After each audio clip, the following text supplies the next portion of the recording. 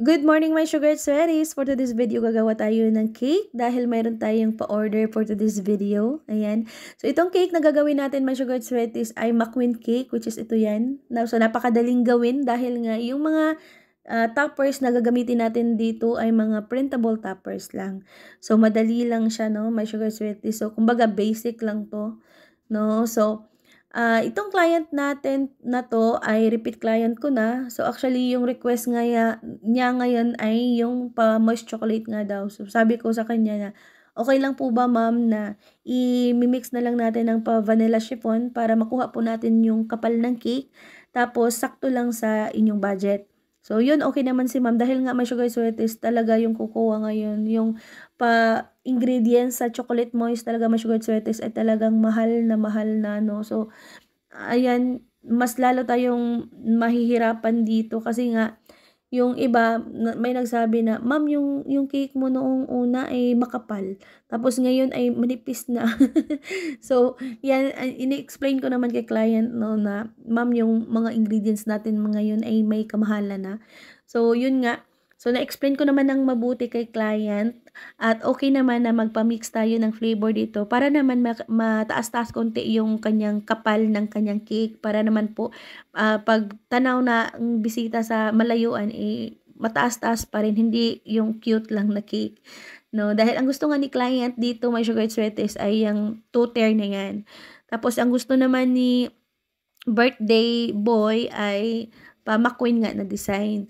So, ito na nga, nag-mix tayo dito ng pa-blue color, yan. So, itong technique na 'to, my sugar sweeties, ay madali talaga siya sa akin kasi nga tipid sa kulay tsaka madali lang siyang, gawin dahil nga nakatipid ka sa, icing 'no. So, itong 1 kilo na whipping cream, my sugar sweeties, ay nilagyan ko lang siya ng 1/2 cup kasi nga itong cake na 'to ay bibiyahe pa. So, para naman madali siyang ma-stable at para naman hindi siya alog ng alog 'pag ibabiyahe, kailangan naka-fix po yung cake natin. So, kailangan po ng matibay or stable na icing. Kung wala naman kayong icing, my sugar sweeties, na ganito, kunyari yung ganache or chocolate yung i-icing nyo dito ay much better 'no, dahil nga para naman, stable talaga yung cake, hindi talaga siya masisira. Pero ang costing nun, my sugar sweeties, ay mas higher 'no, kasi nga gumagamit ka na ng chocolate, so mas mahal na yung cake. So, itong cake na 'to, my sugar sweeties, ay sakto lang, mura lang 'to, my sugar sweeties, dahil nga, ah gusto lang natin na ma-satisfy yung customer, 'no. So, gawin na lang natin ng paraan.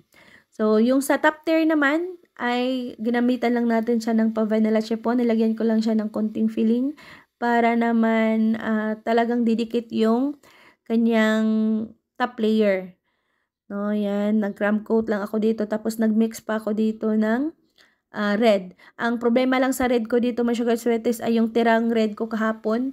Ang problema lang ay, nagbuo-buo siya 'no, yung nagbuo-buo na part, my sugar sweeties, ay, yun yung part na hindi mo siya na-mix ng mabuti. So, yun po yung mapait na part. So, kailangan mo siyang imi-mix talaga ulit para mahalo siya at ma-smooth siya pabalik, 'no.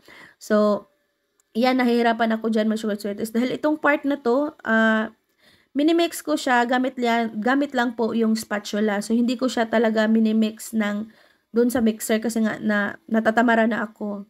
So, talagang sabi ko sa sarili ko, mas matagal pa 'to na paraan, so mas lalong magkaproblema ako dito. So, yun nga, kumukuha na lang ako ng mixer tapos, mini-mix ko na lang siya ng mga 2 minutes. So, ayan, hindi na tayo na-stress ng konti. Tapos dito naman ay ito po yung mga cake crumbs sa vanilla chiffon cake natin. Yan, kumuha lang ako ng konti at nilagay ko diyan dito sa gilid. So, ito na po yung gamit kong pa-border diyan, 'no. Dahil, sa nakita ko sa design mayroon siyang pa-ganyan na effect.